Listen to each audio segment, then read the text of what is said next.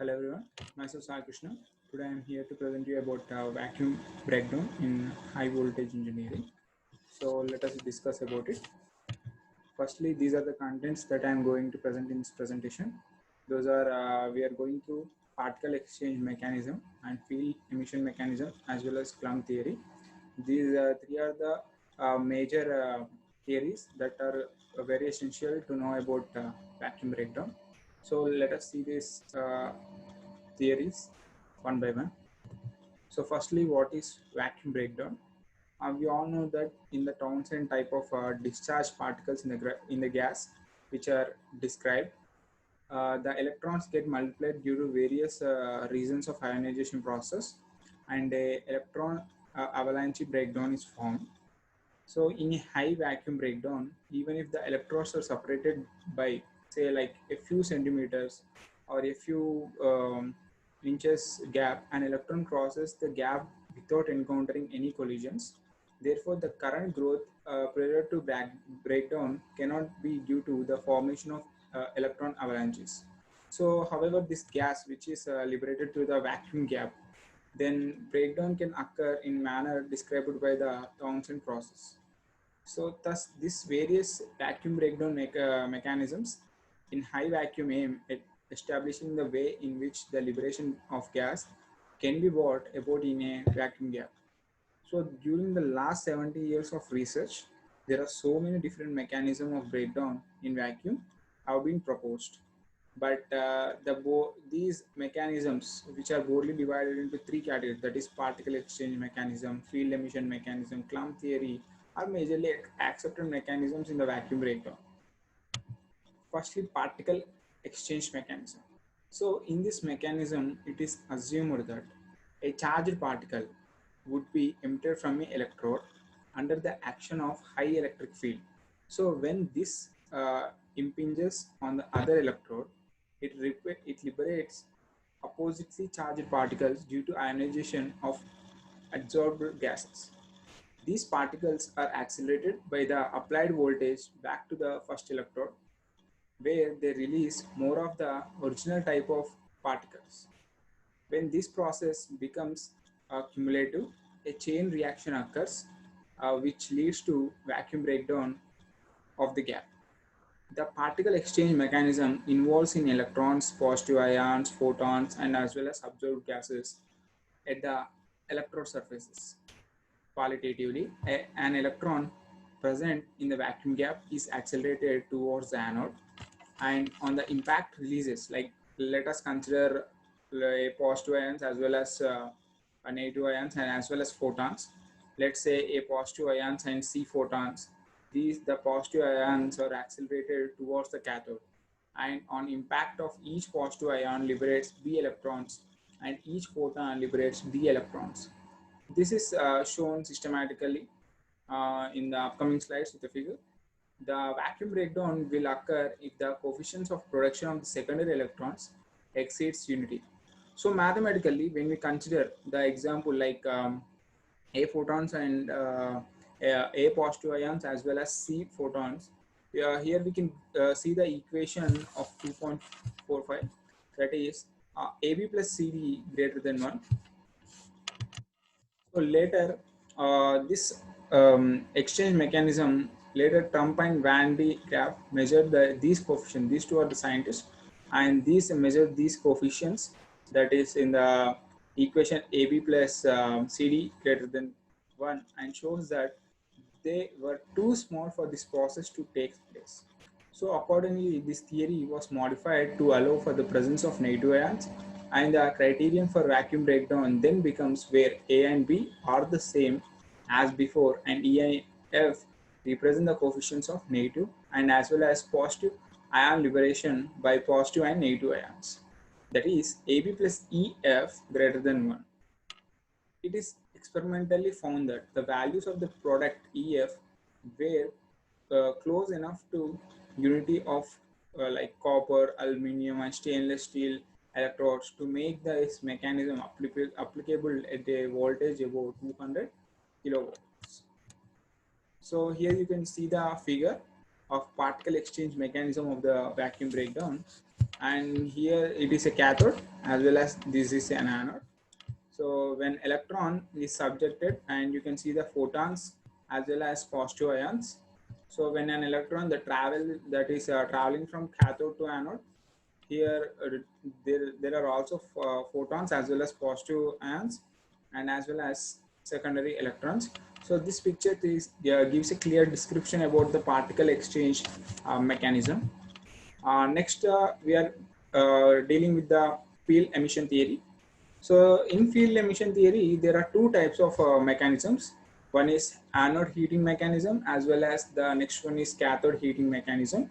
So let us discuss anode heating mechanism. So this theory postulates that electrons produce a small micro projections on the cathode due to field emission bombard the anode, causing a local rise in temperature and release gases and vapors into the vacuum gap. These electrons ionize the atoms of the gas and produce positive ions. These positive ions arrive at the cathode, increase the primary electron emission due to space charge formation, and produce secondary electrons by bombarding the surface. The process continues until a sufficient number of electrons are produced to give rise to vacuum breakdown. As in the case of a low pressure, like a type gas discharge, here you can see the electron beam anode heating mechanism of vacuum breakdown, where a vapor cloud is formed towards the anode side, and from which are far away from the cathode side. So next, cathode heat mechanism. So here the anode is heated, and the vapor cloud is formed. As well as now, let us discuss about cathode heating mechanism.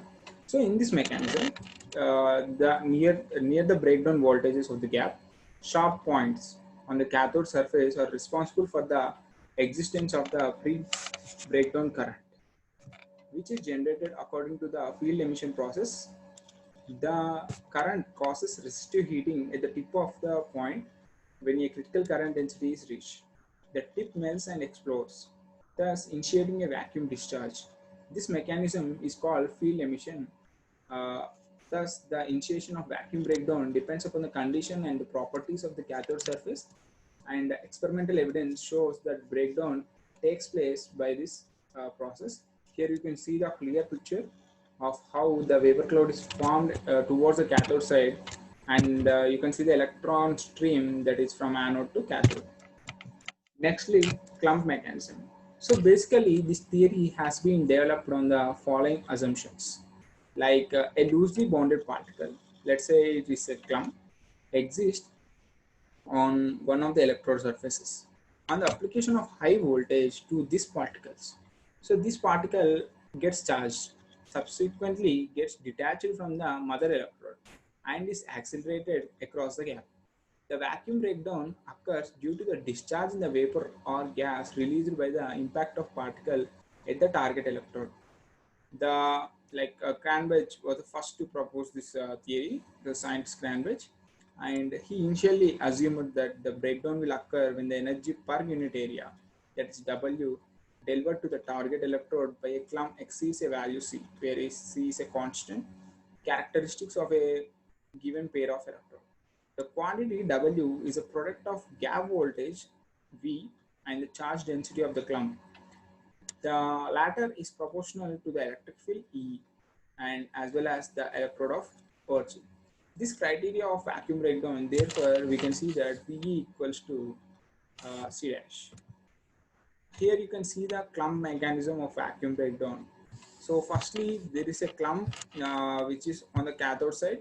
So clump is loosely attached to the surface, and on applying of high voltage towards the cathode, the clump is moved away from the cathode, and that is clump is detached from the cathode surface and it is accelerated towards the gap, and later it impacts the clump of the anode and gives a cloud of metal vapor. So in the case of parallel plane electrodes, as we have seen, the field E equals to V by D, where D is the distance between electrons.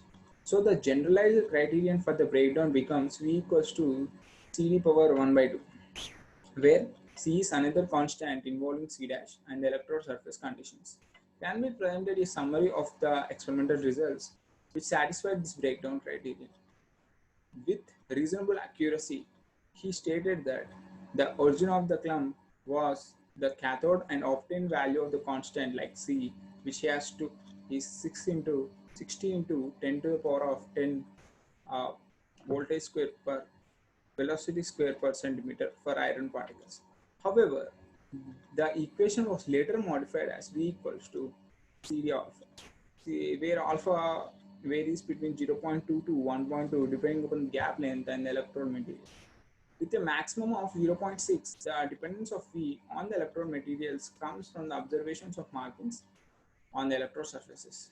Craters were observed on the anode and melted regions on the cathode, or vice versa after a single breakdown.